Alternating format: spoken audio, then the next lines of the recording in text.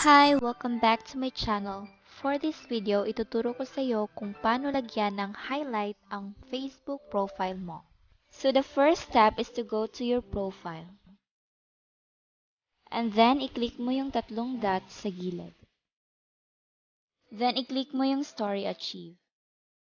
Tapos yung 3 dots again sa gilid.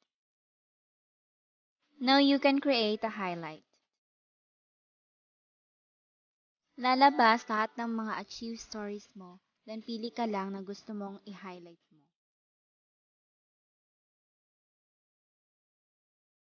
Click next.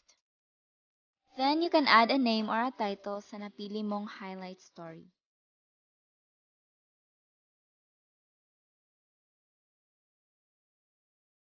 Then, click the check. So, ayan, pwede ka nang bumalik sa profile mo, then i-check yung na-add mong highlight story. Now, you have your story highlights. And if gusto mo pang mag-add, just click the add new. At pili ka ng gusto mo ma-feature sa highlights mo.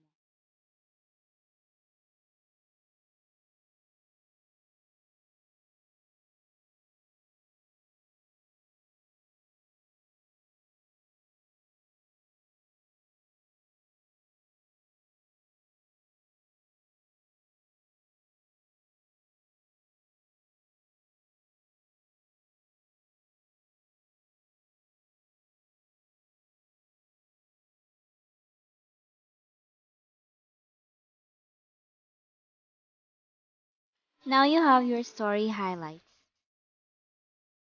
So that is for this video. Thank you so much guys for watching. Don't forget to subscribe to my channel for more videos like this.